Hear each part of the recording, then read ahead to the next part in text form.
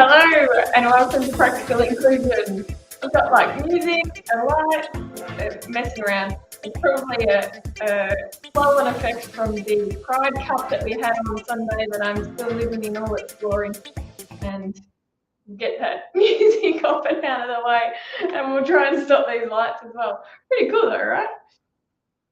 I'd like to start today by acknowledging the traditional custodians of the land on which I live, work and play on, which is the land of the Wadawurrung people, and pay my respect to their elders past and present, and a big shout out to any Aboriginal and Torres Strait Islanders who are joining us today. On Sunday, we did have our Pride Cup. I've posted a post about it, hundreds of posts about it, but we did have a magnificent welcome to country from Norm and Nikki, down on the South Island Reserve, which was just amazing. And we did paint a very, very large Aboriginal flag on the ground, and Norm and Nikki's kids got on the flag and got some awesome photos, and it was just really beautiful. So I guess why am I telling you this? It's part of my acknowledgement, but also if you are running inclusion events, please don't forget that we are also, a lot of our diversity and inclusion work doesn't touch on Aboriginal and Torres Strait Islanders, and sometimes it's a really good reason for that, because it's not diversity and inclusion work. There's a whole raft of other complexity that goes along with that, and our reconciliation action plans do sit outside diversity and inclusion. I think they should do. That's my personal opinion. But when we're running events and we're wanting to create inclusion, we absolutely need to make sure that we're recognising the traditional owners of this land and this country that we get to hold these events on. And having said that, also when we are doing our diversity and inclusion work, we must make sure we are prioritising Aboriginal and Torres Strait Islander inclusion and issues. It's just not necessarily that the white D&I manager should be doing and leading that work. We need to make sure that we are listening and doing the work, the reconciliation work, in a way that Aboriginal and Torres Strait Islanders want us to be doing that work and what makes sense to them. So there's kind of an intro for today. I am on my own again today, and I wanted to talk about a number of issues. So I've got my list here. Obviously, I want to talk about the Pride Cup. I've kind of said what I wanted to say in the post. It was an excellent day. It was the first one that I've been involved in from a playing perspective, but also from an organisation or organising perspective. And it pleasingly went really, really well, but there were lots of learnings for me, and I was very watchful and observing throughout the whole process. And I really think we have had an impact on the clubs that were involved in the day, but also on the Geelong community more broadly. We haven't had many reasons to get the LGBTIQA+ community together over COVID times, so that was really lovely to be able to do that. But also just to raise that awareness and keep the conversations about how we create inclusion, what we need to do in our sporting clubs to make sure that everybody feels safe. And we went there, we talked about all the difficult, challenging issues for local sporting clubs. And really huge big thank you to all the sponsors for the day, and also to all those volunteers who helped out to make it happen. And a big shout out to Jen Walsh who ran that event. The next thing that I did want to touch on today was International Women's Day. It is coming up. It can be a positive moment in time for gender equity in the workplace, in our community. It can also be a real-time waster, in my opinion, and it can also be quite hurtful and harmful. So I think we need to be really conscious. If you are involved in creating, and I say this every year, if you're involved in organising, putting together an International Women's Day event, please remember the diversity of women and gender diverse people that you have in your workplace, in your community, and who you want to highlight and amplify. If you're attending an International Women's Day event and there's a panel of speakers and they're all white, call that out. Make sure that doesn't happen in the future. The answer that, we just couldn't find anyone is just not okay. The date doesn't change. Everybody knows that it's coming up each year at the start of March. If If you're worried you can't find somebody, start looking for somebody now for next year. But we have to have diversity on our panel. We have to have issues that are discussed that actually include all women and also gender diverse people. I don't think we can leave gender diverse people out of the conversation because they do experience a lot of the same marginalisation that women do in the workplace. So let's keep our conversations inclusive and broad. I did have, a comment to me saying that we've done disability. We're not going to do that for International Women's Day. No, you haven't. You've never done it. We need to keep going and keep pushing. So that's just a reminder. I know I've said it before 1,000 times, and I will continue to keep saying it forever. We need to be intersectional in our approach, and on International Women's Day, it is just as important, if not more important, that we do that and make sure a diversity of voices are being showcased and highlighted and amplified. Now, the meaty bit of today's session is I want to talk about action planning in diversity and inclusion, and with a particular reference to the gender equality action planning work that is going on in Victoria currently. The 31st of March, all public service organisations in Victoria need to have submitted a gender equality action plan. Having worked with a number of organisations undertaking this process, people are at all kinds of different points of this process and journey, but regardless, a plan needs to be in on the 31st of March. That can be a little problematic because there are a lot of organisations rushing to put anything together that they can manage because they have run out of time. But it can also be a really positive thing in an organisation because it does give that impetus to drive change and pushes people to make decisions, to commit resources. The provisions around the gender equality action plans are quite stringent, so it does require a resource plan gets submitted along with the action plan. So here's your action, but how are you actually going to deliver on that? What resources are you committing? And I think that's where there's some really positive opportunities for diversity and inclusion people working in these organisations to say we have to do this plan and we have to commit the resources now and get sign off. So take that opportunity and run with it, those who can. If you're outside the public sector, don't be afraid to use this example in your organisation and say, well, why don't we follow the same framework? These requirements are only going to increase over time, they're not going to decrease. And this gives us a framework to make a meaningful plan and some meaningful change going forward.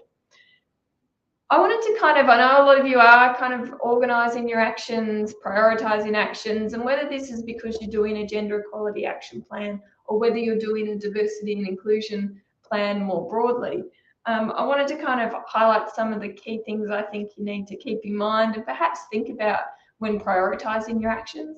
So you've got your data, you've got your understanding of what the key issues are in your organisation that you want to tackle. Try and make them as specific as possible. Just, we're going to increase more women in the workplace. That's not a key priority area. That's not a focus point. That's, yeah, of course we do.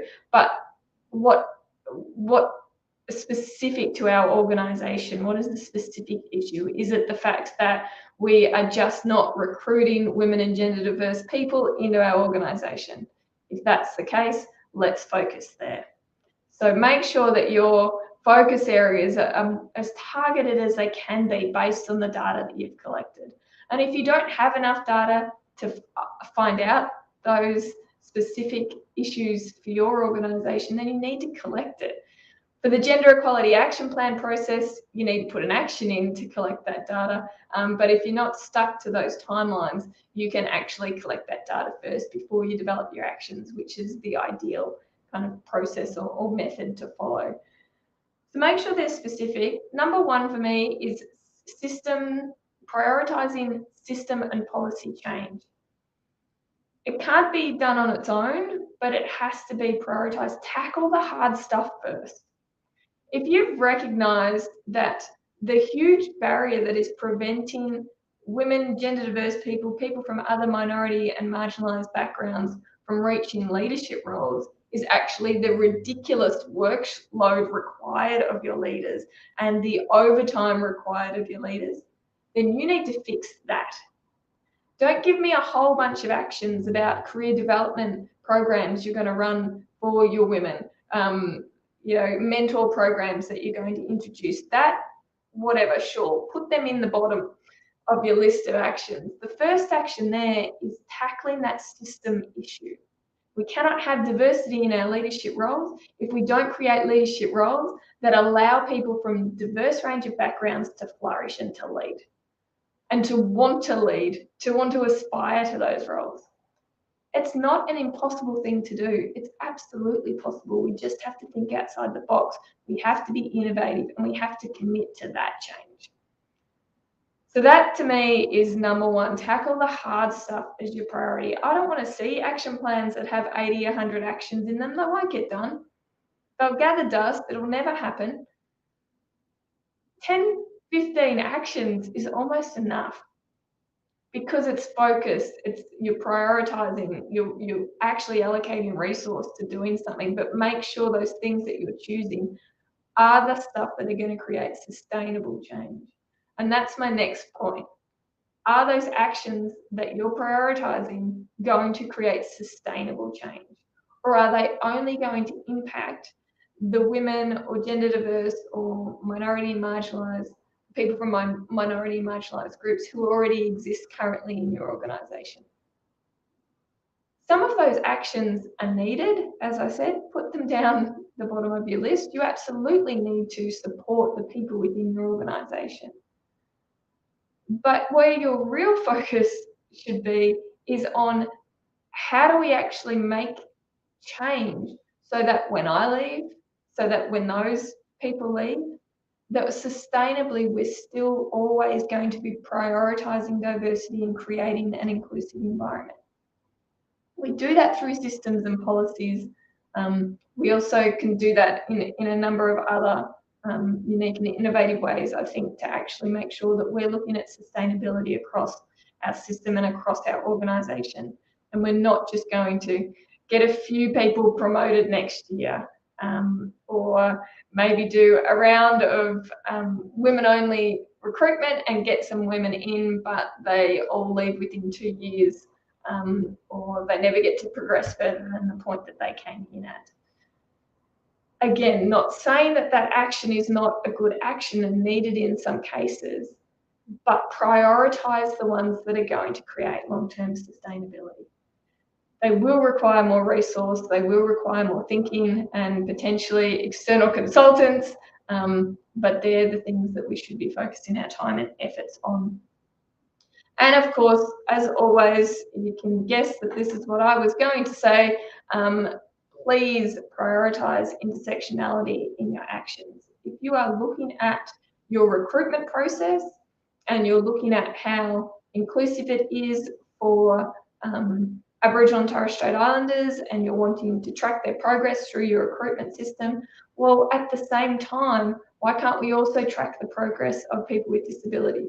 Why can't we also ensure that we have the right processes in place so that somebody who needs a reasonable adjustment for their interview process can get one? Why aren't we at the same time also looking at how we might track age diversity, and how whether particularly maybe women over 50 are actually experiencing the same recruitment process and the same level of success as perhaps maybe women in their 30s.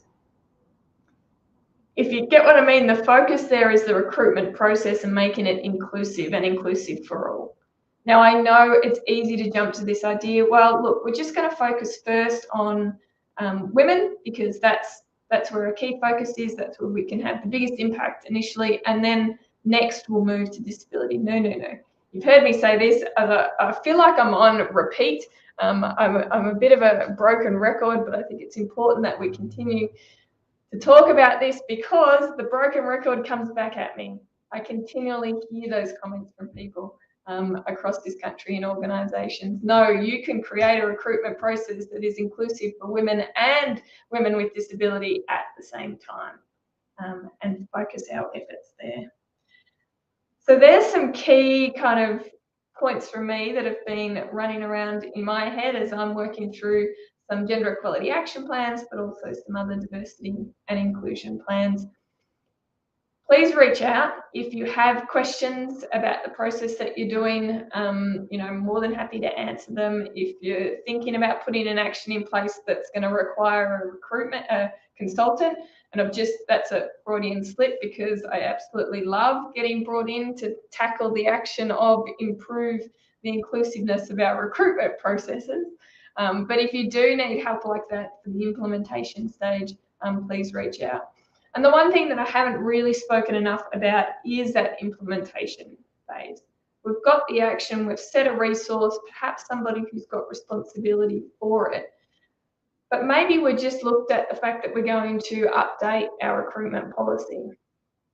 Well, with that action needs to go how you're going to actually make that happen on the ground. So you update your recruitment process, include the resource required to educate your recruiters across the board, to educate, to run comms for potential applicants or people within your organisation.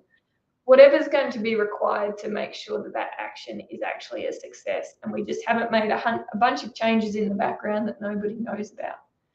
Build that in. Get your comms experts to review your diversity and inclusion plans and work out what they're going to need to make happen the changes that you've made. All right, a few things before I go. I'm in an ahhing whether to actually say this out loud or not, because I'm not sure that it's my best work, but every Friday night at 9 o'clock on Channel 31, for those of you in Victoria, and it's also on Facebook Live, Lance TV, LANCE TV is on. It is, oh, my camera's gone here. I will fix the camera. No, I won't fix the camera. You'll get me all blurry for today.